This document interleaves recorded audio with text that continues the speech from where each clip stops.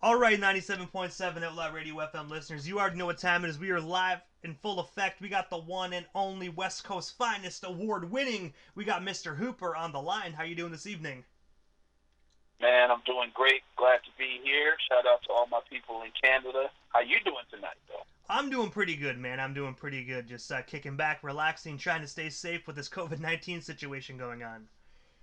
That's what's up. That's the life we live right now, man. Let's stay safe. Most definitely. Hopefully, we all can get back to concerts soon, man, because I'm sick of being inside, man. I gotta be front and center for a concert. No doubt, man. You know, after this is all over, so we need to get these restrictions lifted. Let's get everybody. Most definitely. And jumping right into the interview, going back to the 90s, man, in 1992, you actually released your first marketed album, Soul Controllers, as part of the group Real Brothers. I have to ask you, how did you get connected with the other members of that group? And of course, what was it like just, making that record back in the early 90s? Well, let's start with what it was like. Well, no, let's start with where it started. It started in my house because the group being called Real Brothers. Strangely enough, we were actually real brothers. Me and my brother, P. Swain, and the other members were all crew members. We had, a couple of enforcers. We had to have our own S1Ws, and we had we had some dancers in there. So they were all just homies, right? And we started out making demo tapes at the crib, 4-track style. We probably did 2 or 3 demo tapes that were pretty hot in the hood. So we went ahead after, being offered and turning down a couple record deals, that we knew, hey, we got something. So we hit the studio, man, and just started that whole analog process of recording by reel until we got, our best material ready to go.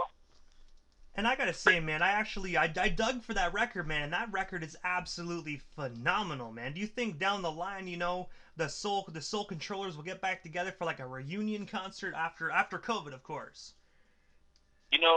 I'm hoping for it because 2021 marks 30 years since we dropped that. It was dropped in November 91.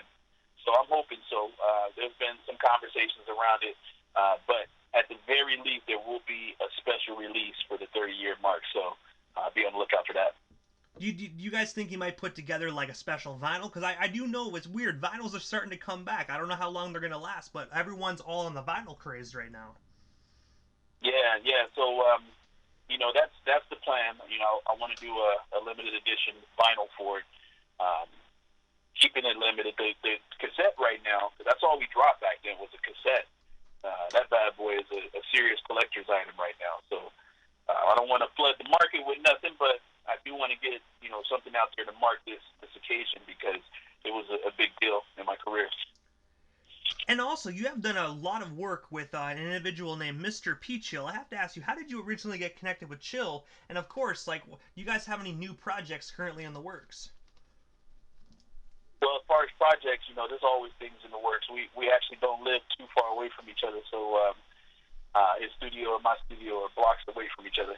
But we connected back in the early 2000s. I was doing a whole lot of shows in the area and between here and the Bay Area, and he was looking for shows. So he actually sent me a package to check out his material in the early 2000s, and told me he was looking for shows. So when I listened, and I got in contact with him, we talked and we hit it off. And I booked him on a show and booked him on another one, and we've been real cool ever since.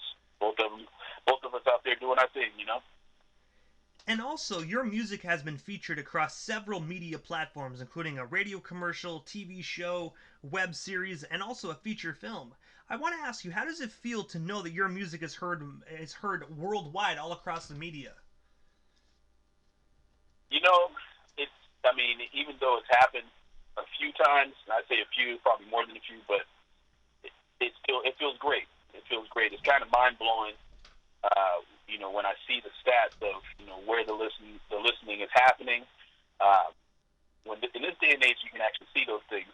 But like with film, just knowing that the first film that I had my music in was on the film circuit, and making this round in the indie film circuit, and my music was included. Yeah, that was a pretty good feeling, man. I have to admit, it's real dope to have your music doing way more than what you're doing with it through these other outlets. And with the the indie film circuit side of things, like, did you know like ahead of time it was gonna be in there, or did you just happen to like watch the movie and be like, oh god, like that's my tunes? Nah, it was what it was.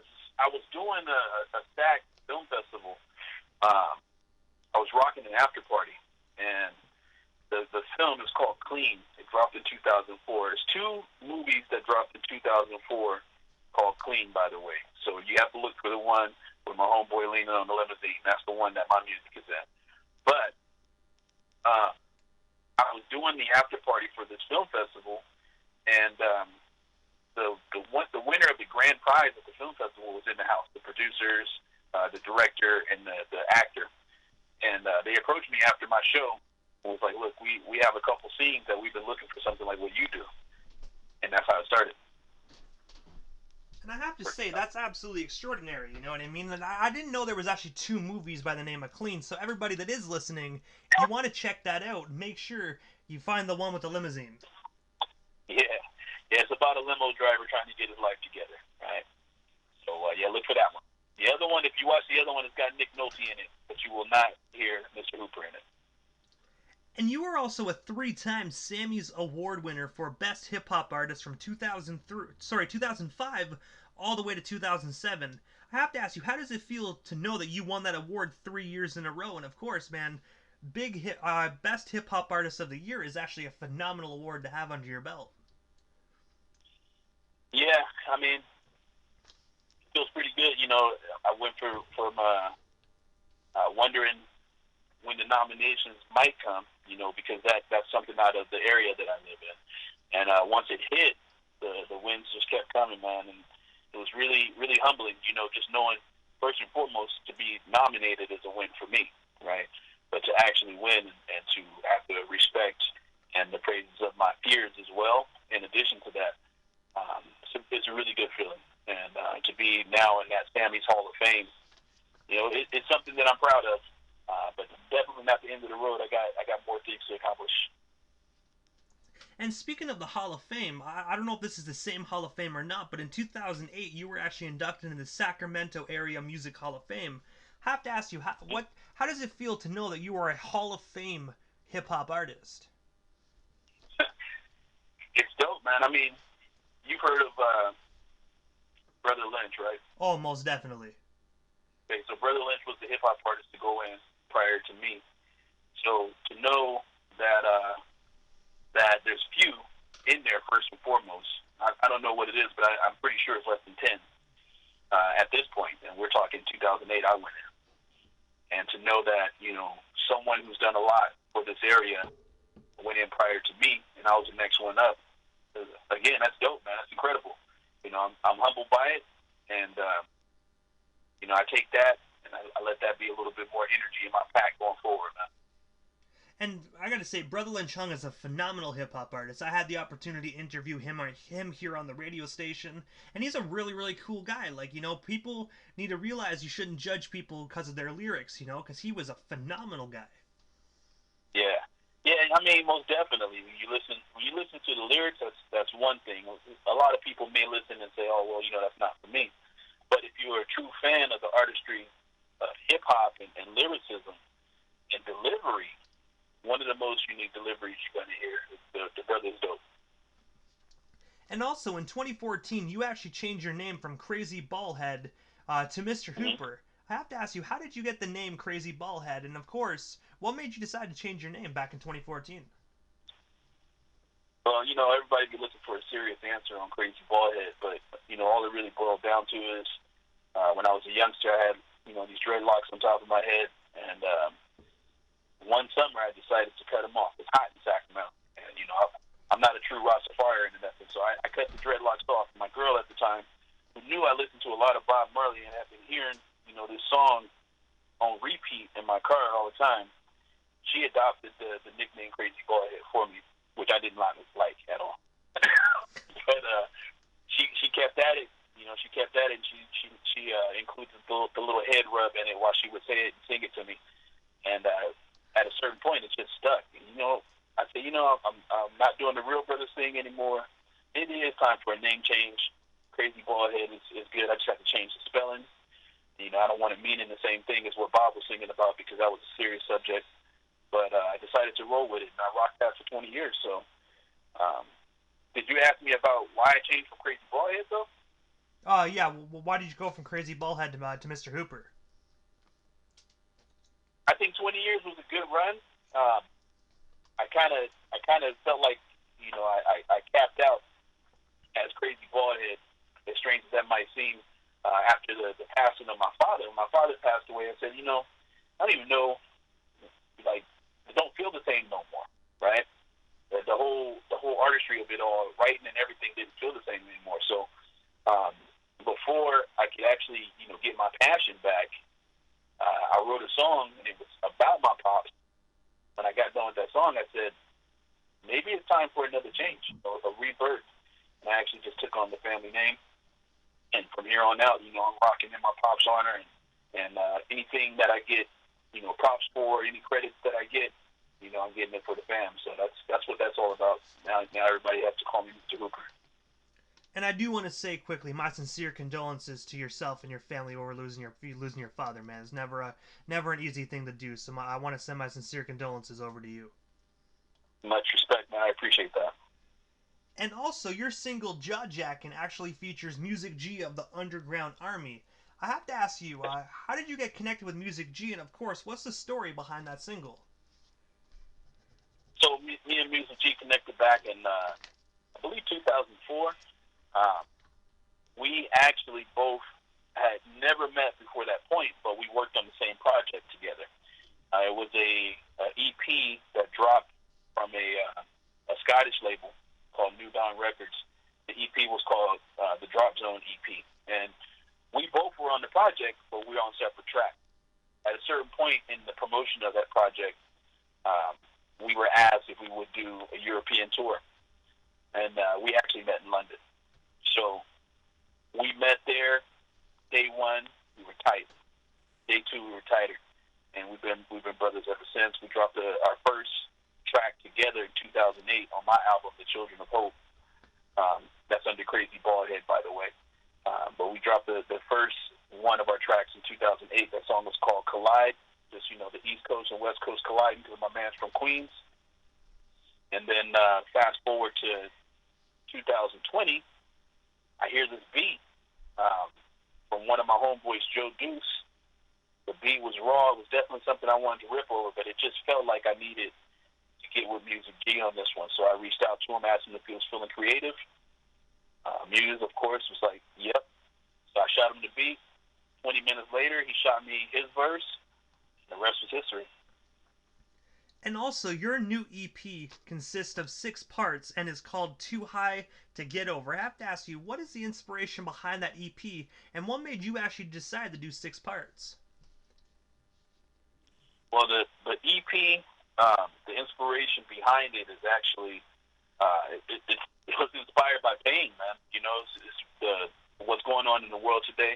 I don't know if you had an opportunity to listen to the EP yet, but it's one story from start to finish.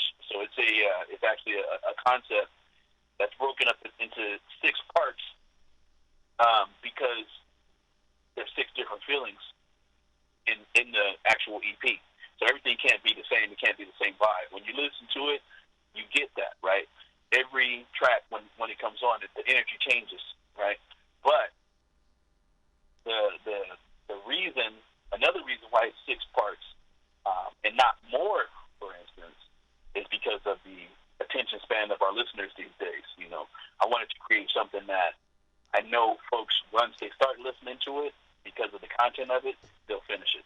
So in addition to it being 6 songs, it's less than 18 minutes long, right? So it's something that you can easily digest but get a lot out of. And the one thing I do want to ask, do you currently have any hard copies available for the old school listeners that really do enjoy that compact disc format? For Too High to Get Over? Yes.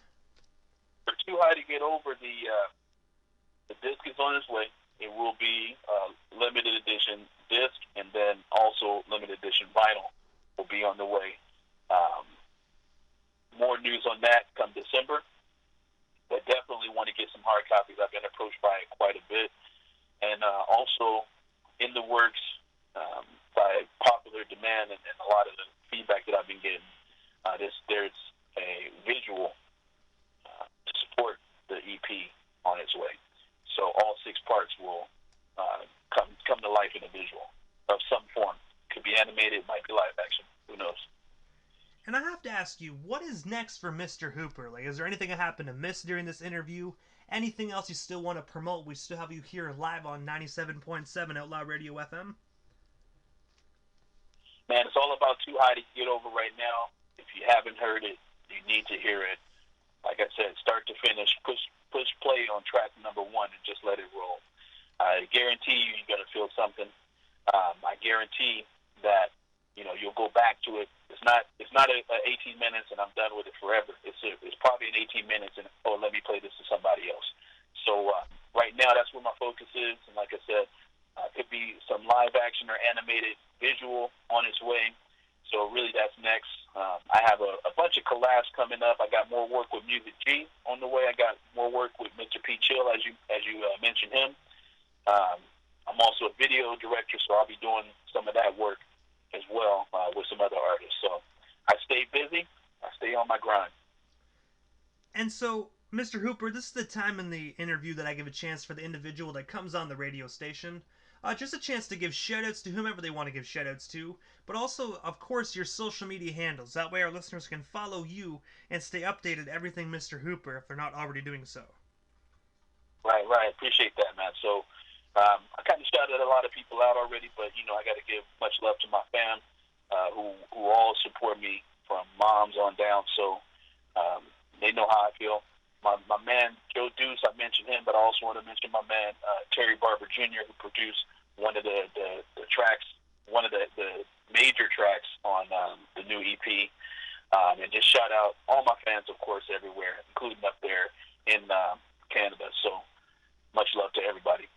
Get out there and listen to that EP. And I gotta say, Mr. Hooper, thank you so much for taking the time out of your busy evening and coming on 97.7 Outlaw Radio FM. Was an absolute honor and most definitely a privilege. And I hope down the line we can make this happen again sometime soon. Yeah, no doubt. Thanks for having me on. And stay in touch, man. Keep doing your thing up there. Hey, man, most definitely you as well. My DM is always open. Thank you so much, Hooper. All right, now, peace.